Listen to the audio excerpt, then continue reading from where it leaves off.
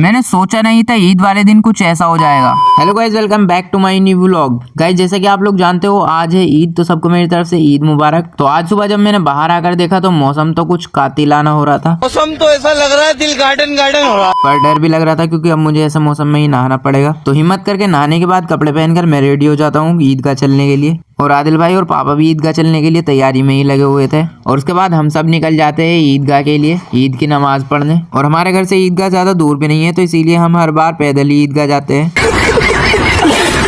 और इस बार ईदगाह पर ईद की नमाज अदा करना बहुत मुश्किल लग रहा था क्योंकि पिछले 2 दिन से लगातार बारिश हो रही थी। क्योंकि बारिश से ईदगाह की मिट्टी खराब हो जाती है, तो इसीलिए लग रहा था इस बार ईद की नमाज हमें मस्जिद में ही अदा करनी पड़ेगी। पर अल्लाह का शुक्र है ईद के दिन बारिश नहीं पड़ी और हमें एक बार फिर ईदगाह पर ईद की नमाज अदा करने का मौका भी मिला। और ईद का दिन हम सब लोगों के लिए बहुत खास है। और लग रहा था इस बार खराब मौसम की वजह से ज्यादा लोग ईदगाह तक नहीं पहुंच पाएंगे। और जब हम लोग ईदगाह पहुंचे तो यहाँ पर बहुत शीत थी, मतलब जगह ही जगह पड़ी थी चारों तरफ। पर जब हमने बैठकर नमाज तक का वेट किया तो नमाज का टाइम होने तक सभी लोग आ चुके थे। देखकर ऐसा लग रहा था जैसे हर बार की तरह इस बार भी ईदगाह फुल हो चुकी थी।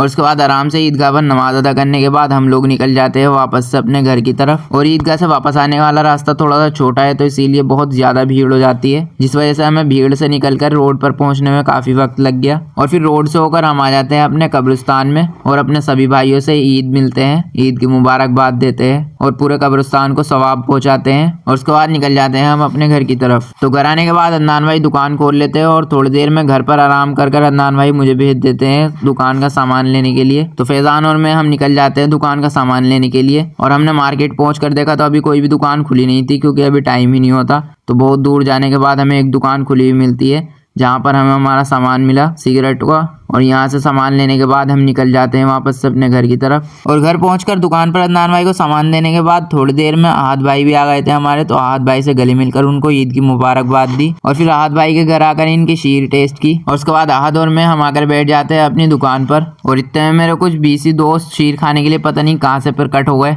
तो पहले ले जाकर इन्हें शीर खिलाई और फिर घर से मुझे कुछ काम मिल गया था, तो मैं और आहद हम दोनों निकल जाते हैं कुछ सामान लेने के लिए। और यहाँ से सामान लेने के बाद हम चलते हैं वापस। तो आहद भाई चले जाते हैं अपने घर को और मैं आ जाता हूँ अपने घर। और थोड़ी देर आदिल भाई के पास बैठने के बाद मैं आ जाता हूँ वापस से अपनी दुकान पर।